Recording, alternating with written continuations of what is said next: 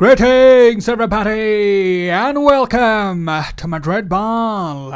I hope you all are doing better Madridistas because I actually couldn't believe what we witnessed late into the night. It was a shambolic performance, a tactical disaster class from Carlo Ancelotti. We were absolutely humiliated in our very own backyard and I honestly don't know where to start because the entire team was miles off the pace. We may give credit to Courtois, it was him who prevented the scoreline from becoming even more embarrassing, but apart from him the rest simply didn't turn up. The attitude wasn't right, the application, well, let's not talk about that aspect, but overall it was disgraceful, it was frustrating, it was even shocking to an extent, because you know what, you can lose these big games, you can fall short in games after having the upper hand in the past 5 El Clasico fixtures, and losing this one to a highly spirited Barca side without Karim Benzema wasn't beyond our imagination, but it's the way in which we lost, it's the way in which we got humbled, that was painful to watch, and Barcelona just seemed better in every department. The fault obviously lies with Carlo Ancelotti. He had a week to prepare for the tie, but he just didn't seem to have any proper planning. He got everything wrong on the night, the role designated to the players wasn't correct,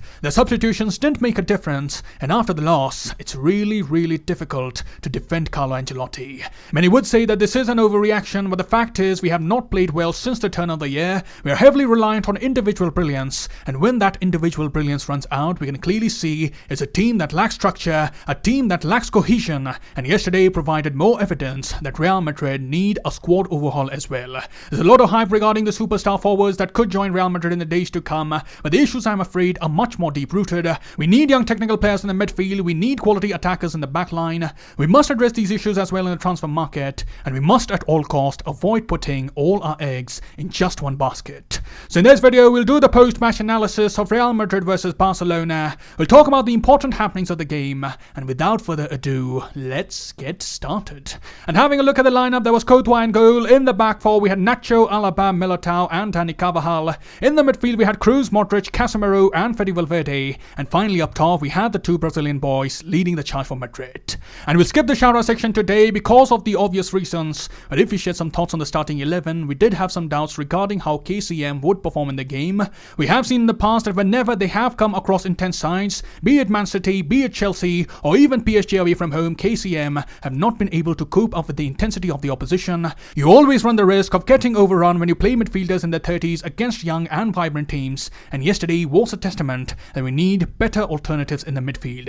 If I simply put it, we need young versions of Modric, Kroos and Casemiro, because yesterday we couldn't cope up with the pressing of Barcelona. The Barcelona players were quick to win the ball, they were more physical, they had more desire to retain possession, and what most importantly was highlighted was how systematic pressing can totally decimate the tactics of the opposition. This is what Xavi has tried to instill in his side. He's demanding nothing short of 100% from the players. The players are willing to put their bodies on the line for the manager, and one thing that modern football is showing more often than not is that teams with vision, a team with organization will mostly overpower teams reliant on individuals, and that exactly was the case for Madrid in the Clasico. So yes, Madrid, despite having the numerical advantage in the midfield, couldn't match the youngsters of Barcelona. Pedri came up with an impressive performance, De Jong played his part, Busquets was making excellent through balls, cutting open the defense of Madrid, and also what was eyebrow-raising was that Real Madrid's press was led by Toni Kroos and Luka Modric. We all know they're not the quickest at this age, and as a result Barcelona didn't really feel much pressure while they were building from the back. It was way too comfortable for them. It was like Barcelona players in their own half had an extra second to find out the best passing lanes, and that certainly was another tactical piece which didn't help Madrid at all. Maybe Valverde was our most effective midfielder on the night. He always tried to use his pace to get out of high pressure areas. He got his head down and kept running, but unfortunately he wasn't receiving any support from the rest. And talking about the first half in general, we can say that the game had a very good tempo right from the initial minutes. Both the teams were looking fearless in their approach, but post the 15-minute mark, Barcelona started to get a better grip of proceedings. You may remember that we had spoken about the threat that Ousmane Dembélé and Aubameyang brought to the game. We had spoken that Dembélé would be looking to make some good crosses to find Aubameyang in the centre, and that is exactly what played out in the match. Dembélé left Nacho stranded with his speed. He put in a delicious ball for Aubameyang, and during this play I was just wondering why on earth Eder Militao and Alaba were not using the head to clear the ball. They were more persistent on using the feet, and charging with the head, they could have easily cleared the danger. So Barcelona were deservedly in front. They were looking like a team in the ascendancy. In all the chaos, a chance did fall for Vinicius Jr., the man who was shouldering the hopes of Madrid. Madrid. It was a quick counter-attack that was started by Luka Modric. Valverde sent Vinicius through from the halfway line, and you can just see it was a golden opportunity for Real Madrid to get back in the game. Vinicius had so much space and so much time with him. He was one-on-one with the keeper, and he should have cut the ball to his right, but he cut to his left where the defender was steaming in, and I actually was very disappointed with how he threw himself to the ground even before he had touched the keeper. He's frequently doing it, Vinicius. I've said this before, that the player of the quality of Vinicius Jr. does not need the dark arts to thrive in the game. He should learn from Benzema. He always tries to stay on his feet and make the most of his chances, and similarly Vinicius should back his quality and perhaps improve his judgment in tight situations. So the Barca players were not giving any breathing space to Madrid. They pressed high up the pitch and forced Militao and Carvajal into making errors. The intensity was absolutely fantastic, and Madrid were disoriented,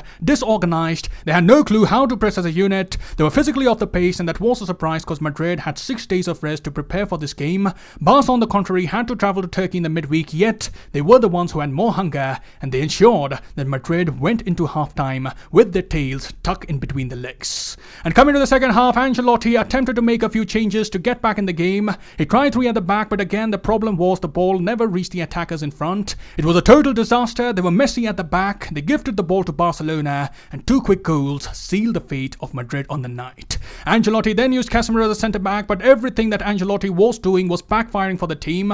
To simply put it, players were confused with the constantly changing formations, and Ancelotti obviously looked the most confused of all. The collapse happened in very quick pace, and Barcelona didn't give any chance to Madrid to get back in the game. They could have scored more goals, maybe 6, maybe 7, but thankfully they took the pedal off the gas after they had scored the 4th. So it was a horrible night, and what Real Madrid need to ensure right now is to calm their nerves. We must avoid getting into panic mode. A drubbing like this often has the tendency to crush the spirit of teams on the receiving end. At times we have also seen a shift of momentum after these big losses, so what our players importantly need to do is to psychologically overcome the loss. We still are the leaders. We still have a 9-point lead at the top. We must get this loss out of the system quickly and return to winning ways as soon as possible, because Chelsea are looking at us right now, and seeing this Madrid, they won't feel intimidated at all.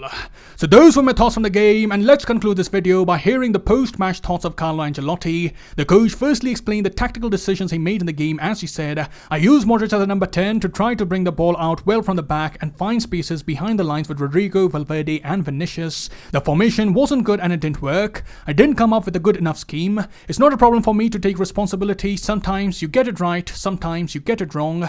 I got it wrong, but I don't think this loss will affect us going forward.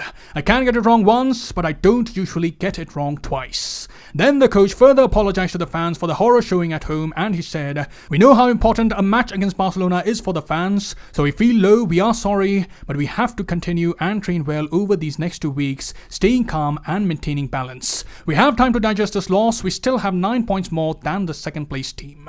And lastly, Ancelotti was asked about the thoughts on the possible red card challenge by Aubameyang on Toni Kroos, but Ancelotti refused to make any excuses. He responded, I don't want to talk about that. I don't want to make excuses. I set up badly for the game, but now we have time to recover. So those were the thoughts of the coach, and that concludes the post-match analysis of Real Madrid versus Barcelona. Do let me know what were your thoughts on the game, and what did you make of Real Madrid's performance right in the comments below.